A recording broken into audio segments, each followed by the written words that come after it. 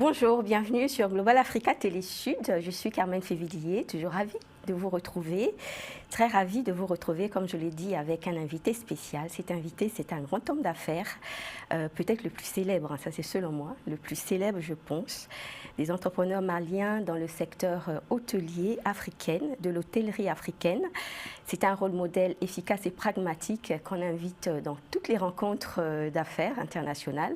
Donc il est à Paris aujourd'hui et depuis fin 2022, c'est le patron des patrons parce qu'il est à la tête du Conseil national du patronat malien. Donc je suis très ravie de vous retrouver.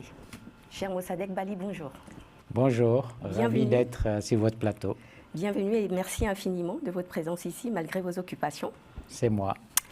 Alors, vous êtes à Paris pour un certain nombre d'activités. Je vais citer la francophonie, pour le sommet de la francophonie, les activités en marge du sommet. Il y a également Back to Africa et bien d'autres. Alors, pour cette émission, on va se concentrer sur votre actualité, évidemment, sur la francophonie économique et sur votre entreprise. Parce que, comme vous le savez, 3 en 1 Afrique, c'est le volet business que nous allons présenter aux téléspectateurs. Nous allons connaître un peu plus davantage votre entreprise, en fait, la forme juridique de votre entreprise, le financement et puis autre problématique, excusez-moi. Alors, on va commencer. Donc, vous venez de participer à la rencontre d'affaires en France, à des rencontres d'affaires en France, comme je l'ai dit, par rapport à la francophonie économique, et c'est le Francotech. Vous avez été au salon Francotech. Et première question, quelle place par rapport à la francophonie économique? Vous êtes malien. Et je vais vous dire un mot en Bambara. Peut-être vous, je vous laisse dire un mot en Bambara, peut-être. Inisoma. Et ça veut dire quoi? Ça veut dire bonjour. Alors, ma question est celle-ci. Quelle place on accorde à la langue locale des langues africaines dans la pratique des affaires en Afrique, notamment au Mali? Alors d'abord, merci de me recevoir sur votre plateau. Très heureux d'être là et d'échanger avec vous. Effectivement, je viens d'un pays qui est un pays francophone, même si récemment la langue française est devenue une langue de travail, ouais. Et les langues officielles sont les langues nationales.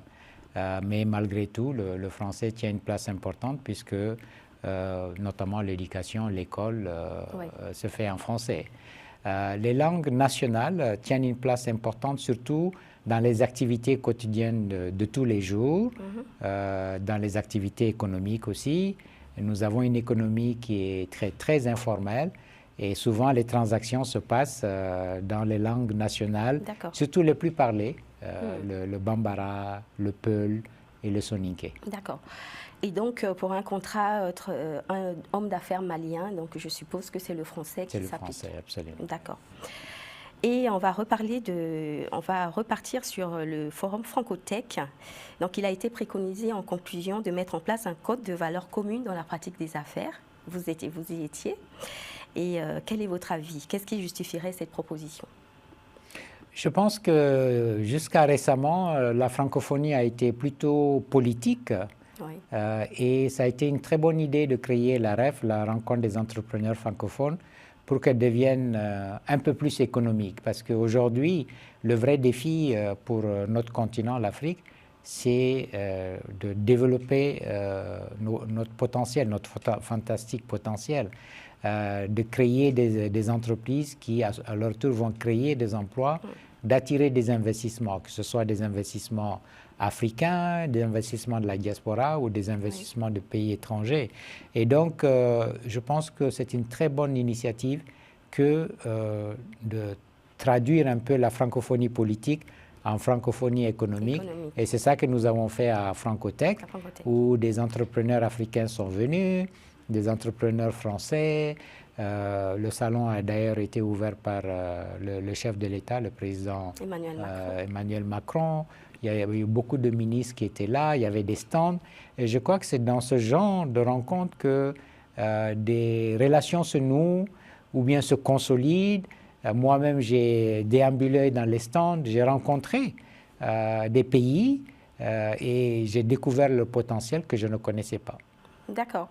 Et donc, je rappelle aux téléspectateurs que c'était la première édition Francotech, la première édition en marge des activités du sommet de la francophonie. Et donc, je vous ramène Back to Africa, Monsieur Mossadegh Bali, cher Mossadegh. Vous y étiez et quel message avez-vous délivré là-bas? Un message de confiance.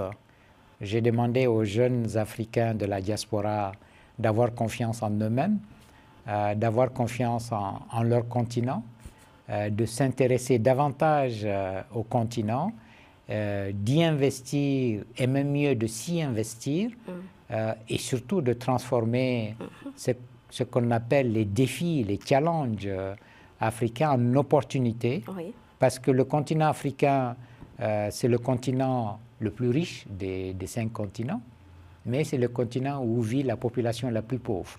C'est un paradoxe que seuls les Africains peuvent transformer. Seuls les Africains vont développer ce potentiel économique fantastique, mais qui reste au stade de potentiel. Même si, et moi je suis un acteur privilégié, parce que ça fait 4 décennies que j'entreprends sur le continent africain et nulle part ailleurs, et je peux vous dire que sur le plan économique, la transformation, elle est fantastique, mais on n'en parle pas assez. Et je vous félicite de cette initiative de donner la parole à des entrepreneurs africains pour faire un testament, pour prouver, pour parler de l'Afrique en des termes, je dirais, beaucoup plus positifs que ce qu'on voit régulièrement sur les grands médias internationaux. Alors, donc c'est le message que j'ai passé à la diaspora africaine ici en France. Merci beaucoup parce que vous venez déjà quelque chose de très intéressant.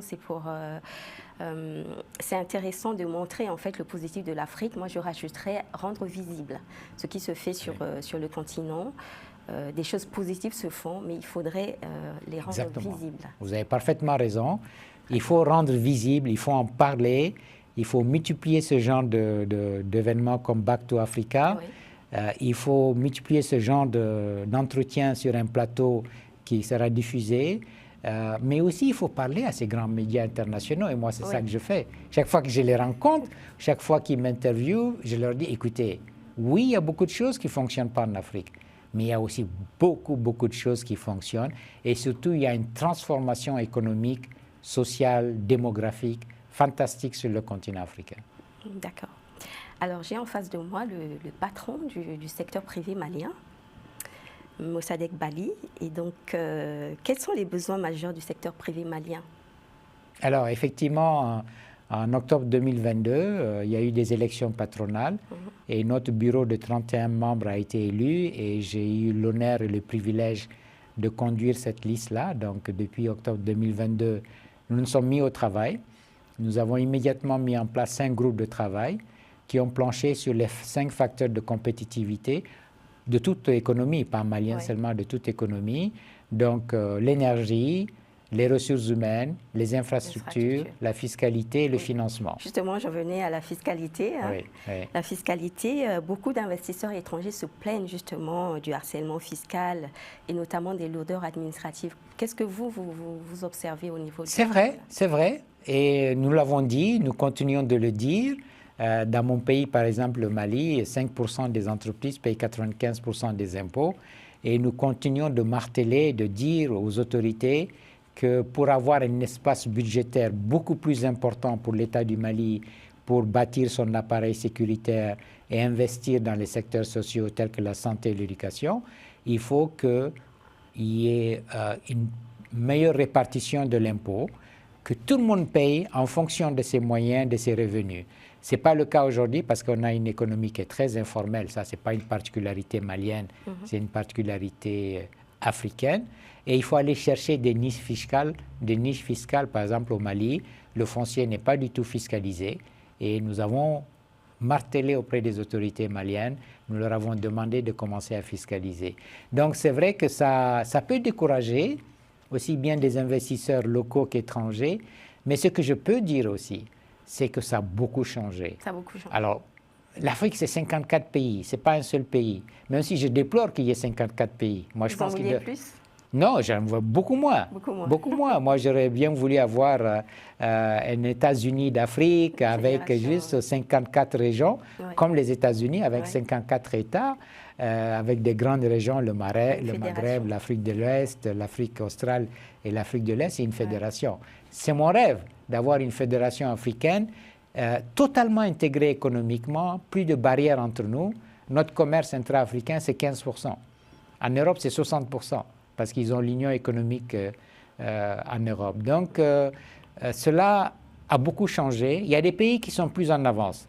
Par exemple, il faut digitaliser les services fiscaux. Il faut complètement digitaliser parce que ça améliore les revenus, mais surtout, et j'ai coutume de dire que la digitalisation, c'est l'arme nucléaire contre la corruption. Oui. Lorsque vous n'avez plus de contact visuel avec qui que ce soit, à partir de votre bureau, vous déclarez vos impôts, vous payez tout cela, ça réduit considérablement la corruption, mais surtout, ça améliore les recettes fiscales. Et le temps. Le temps, c'est de l'argent. Le temps, c'est de l'argent. Et donc, effectivement, il y a beaucoup de pays qui ont beaucoup, je dirais, amélioré leur système fiscal, leur système de collecte. Maintenant, il y en a qui sont à la traîne, mais c'est un trend. Quasiment tous les pays maintenant se mettent à la digitalisation et tous les pays maintenant vont chercher des niches fiscales. C'est une bonne chose. Autant de sujets qui me poussent à vous reposer une question sur le local content, un sujet très important en Afrique. Et donc je vous dirige vers votre hôtel, votre marque Azalai. Quelle place accordez-vous à l'artisanat africain dans votre activité? Vous savez, Azalai Hotel, c'est une chaîne hôtelière panafricaine qui est gérée par des Africains. Et on a l'ADN africain dans nos hôtels. Je dis toujours à mes collaborateurs, il faudrait que lorsqu'un voyageur vient de l'Australie ou des États-Unis ou de l'Europe et vient à Abidjan, il faut qu'il trouve la Côte d'Ivoire et notamment l'artisanat local dans l'hôtel. S'il va au Bénin, qu'il trouve le Bénin. Oui. Donc, lorsque nous construisons nos hôtels, nous faisons en sorte que l'artisanat ait une place, les artisans locaux. Nous essayons de donner des espaces, par exemple, aux artistes pour exposer. Nous essayons d'acheter les produits d'accueil avec des producteurs africains qui utilisent des produits africains, des partenaires tels que le beurre de karité que nous retrouvons dans des savonnettes. Et donc, oui, vous savez, l'hôtellerie, sa particularité, c'est que ça fait travailler tout un écosystème local. Une fois que vous avez fini de construire l'hôtel, et ça, effectivement, les matériaux en général sont importés, tout le reste est local. Quand vous servez à manger dans le restaurant, en général, c'est des produits locaux. Les fruits et légumes, la viande, le poisson. Donc, c'est une industrie qui a un impact économique local très important. Donc, nous faisons en sorte que l'Afrique vraiment soit dans nos hôtels. Et donc, nous faisons travailler, effectivement, l'artisanat local, mais nous faisons travailler aussi des architectes locaux, des décorateurs locaux, des entreprises locales. Donc le local content, c'est tout cela. Et d'ailleurs, mon pays, le Mali, vient de passer une nouvelle loi sur le local content qui va permettre aux PME maliennes d'avoir encore un impact plus important, notamment dans le secteur minier. D'accord. Et pour avoir accès à cette loi, il faut se rendre sur le site du patronat? La loi est sur le site du patronat, le CNPM. Vous pouvez trouver la loi sur le site du patronat malien. Très bien. Donc, on va entrer le côté juridique un peu de votre groupe pour expliquer comment vous avez fait, parce que beaucoup veulent se lancer dans cette activité, mais ne savent pas comment faire. Ils ont besoin d'un modèle. Et donc, vous, comment vous avez commencé? Quelles ont été les étapes de création de votre activité? Donc, on est là dans le droit OHADA. Alors, moi, j'ai passé 10 ans dans le négoce, dans une société familiale. Et en 1993, avec des partenaires, des amis maliens, on a créé la Société malienne de promotion hôtelière. C'était une société anonyme, avec le minimum de capital de l'époque, c'était 12,5 millions de francs CFA, donc à peu près 20 000 euros aujourd'hui. Et il n'y avait pas encore l'OHADA. D'accord. Il n'y avait pas encore l'OHADA. L'OHADA est venu dans les débuts vers les années 2000. Début des années 2000, avec le traité de l'île Maurice. Oui. Mais après, bien sûr, avec les notaires, on a revu les statuts de la société pour coller à l'OHADA. Donc, on a créé notre société. Nous avons soumissionné à l'appel d'offres de privatisation du Grand Hôtel, que nous avons gagné en 1994. Nous avons fermé l'hôtel et nous l'avons rénové pour le remettre sur le marché en 1995. Donc, société anonyme. Société anonyme. C'était d'abord le code de commerce du Mali, qui était d'ailleurs calqué sur le code de commerce français. Comme beaucoup de pays francophones. Francophones. Et ensuite, quand l'OHADA est venu, nous avons donc mis à jour nos statuts pour coller au texte de l'OHADA. Oui. Et d'ailleurs, il y a eu encore d'autres modifications. Et successivement, on a augmenté le capital de la société, on a fait rentrer des nouveaux actionnaires. Donc aujourd'hui, Azalaï Hôtel Société Anonyme, société de droit malien, suivant l'OHADA, avec son siège à Bamako, est une société de participation. Donc, c'est une société qui prend des participations dans toutes les SPV, donc les filiales créées dans chaque pays où nous avons un hôtel. D'accord. Donc, dans tous les pays où nous avons un hôtel, nous créons une SPV, une société de droit local, suivant l'OHADA, parce que tous les pays où nous sommes présents, ils sont membres du traité de l'OHADA. Et nous faisons rentrer aussi des investisseurs locaux dans cette société, mais le groupe Azalaï, qui est la société holding de participation, a une majorité dans cette société de droit local. D'accord. J'espère que nos téléspectateurs ont bien saisi la procédure, les étapes, et la forme, le format. Ouais. Et donc, comment vous gérez vos différends? Est-ce que vous avez fait le choix, vous avez opté pour la médiation ou pour l'arbitrage? Alors, depuis que la Cour commune de justice et d'arbitrage a été installée, nous essayons, autant que faire se peut, de faire attribution de juridiction à la CCJA. À la CCJA, voilà. Et pas la juridiction locale. Pas la juridiction locale. D'accord. Nous pensons que l'arbitrage dans notre domaine, mais enfin dans le domaine de façon générale de l'entrepreneuriat, de l'investissement, l'arbitrage est plus rapide. Plus rapide. Et peut-être beaucoup plus neutre que les juridictions locales. Exactement. Et donc, est-ce que vous avez connu des difficultés de financement comme beaucoup d'entrepreneurs aujourd'hui? Oui, bien sûr. Le grand souci du financement des entreprises en Afrique est sur la table et c'est réel. Nous avons fait d'ailleurs, dans le cadre de notre plaidoyer, nous avons fait des propositions au gouvernement du Mali, mais c'est un problème africain. Les besoins sont au sud, ce qu'on appelle le Global South, mais les capitaux sont au nord. Et pour que les capitaux viennent du nord vers le sud, c'est la croix et la bannière. Et donc, il faut effectivement trouver des solutions pour mieux financer l'économie africaine, parce que, et d'ailleurs ça c'est un chiffre de la BAD estime que pour que l'Afrique puisse rattraper son déficit en infrastructure économique, parce qu'on ne peut pas développer une économie sans infrastructure économique, les routes, les ponts, les aéroports, les ports et tout cela. La BAD estime que chaque année, l'Afrique doit investir 150 milliards de dollars. 150 milliards de dollars. Et aujourd'hui, on investit à peine 30 milliards de dollars. Donc, il faut régler ce problème de financement de l'économie africaine si on veut vraiment que ce formidable potentiel économique qui est le plus élevé aujourd'hui sur la planète Terre, si on veut que ça soit exploité. D'accord. Et quels conseils vous donneriez aux jeunes pour financer leurs projets dans le secteur justement de l'hôtellerie? Alors, l'hôtellerie, c'est quand même un secteur très capitalistique. Nous, on construit des hôtels entre 150 et 200 chambres. Notre dernière ouverture qui était Dakar, on a investi 50 millions d'euros, donc 30 milliards de francs CFA. Donc ça consomme beaucoup de capitaux, ça demande beaucoup de temps. En général, un projet hôtelier en Afrique, c'est entre 3 et 5 ans. Oui. Et c'est très complexe parce qu'il faut réunir beaucoup de compétences pour faire un hôtel aux standards internationaux.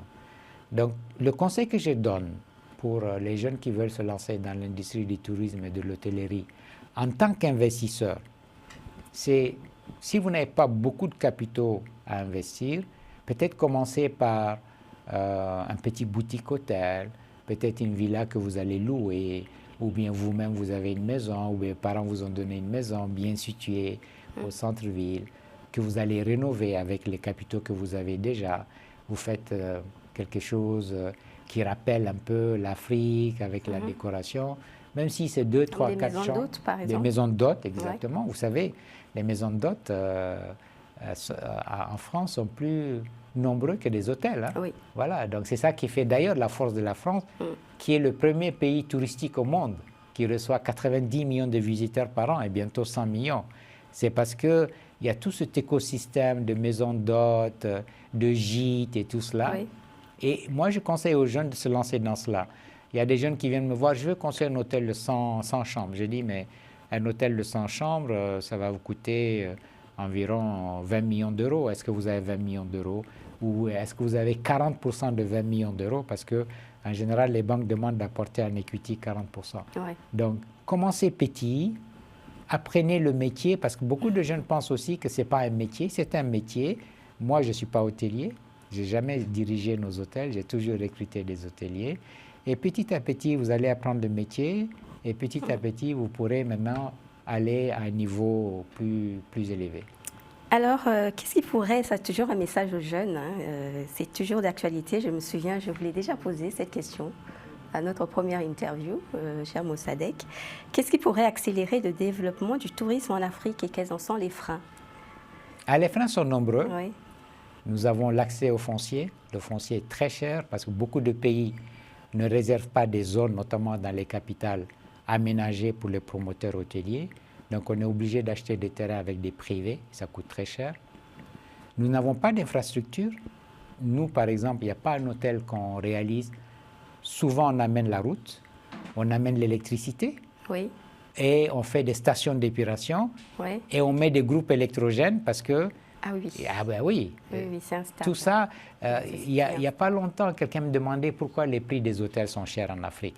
C'est parce que nous avons tous ces investissements qu'un hôtelier parisien n'a pas. Un hôtelier parisien ne fait pas la route, il n'amène pas l'électricité est déjà là, il n'a pas besoin de groupes électrogènes et il n'a pas besoin d'une station d'épuration. Donc ça, c'est les premiers freins. Le deuxième frein, on l'a dit, c'est le financement qui n'est pas disponible et quand c'est disponible, c'est très cher. Troisième frein, c'est les ressources humaines. Il y a très peu de pays qui ont investi dans la formation au métier du tourisme et de l'hôtellerie en créant des écoles hôtelières. Et d'ailleurs, nous, le groupe Azalaï, on en a créé 2 et ça marche très bien, au Mali et au Burkina Faso. Donc, il n'y a pas une formation technique et professionnelle. Et puis, un autre frein, mais de taille, c'est que se déplacer sur le continent africain est difficile et ça coûte très cher. Ça coûte très cher. Parce que jusque-là, malgré les accords de Yamoussoukro en 1994 et les accords de l'Union africaine en 2008, le ciel n'est toujours pas ouvert. Le ciel n'est toujours pas ouvert. Et pas ouvert. Et, il faut forcer. Hein. Et un vol, il faut forcer la porte. Un vol Bamako-Abidjan, 1h15 de vol, ça coûte 500 €. 500 €. 500 €. Bon, j'espère que votre message est très bien compris par les dirigeants, les décideurs. J'espère aussi. J'espère vous revoir également, parce que puisque je parle de décideurs, je ne vais pas faire la promotion de cet événement, mais j'espère vous revoir en novembre pour un grand prix sur les infrastructures énergie, les projets d'infrastructures et d'énergie en Afrique. Avec à plaisir. Paris, oui. Avec plaisir. Et donc, cher Mossadegh Bali, ce fut un réel plaisir de vous avoir reçu sur ce plateau. 3 ans Afrique, sur Global Africa Télé Sud. Vous serez entendu en Afrique, vous serez entendu partout dans le monde. Donc, c'est la visibilité de l'Afrique à travers vous. Et donc, je vous dis encore une fois merci. Merci de m'avoir reçu. Et bon retour à Bamako. Merci beaucoup. Merci beaucoup de nous avoir suivis. Je suis Carmen Févillier, heureuse de vous avoir présenté cette émission. J'avais pour invité Mossadegh Bali. Mossadegh Bali, le patron du secteur privé malien, grand entrepreneur malien, fondateur du groupe hôtelier Azalaï. Et à très bientôt pour une autre émission. Merci de votre attention et restez fidèles à Global Africa Télé Sud. Au revoir.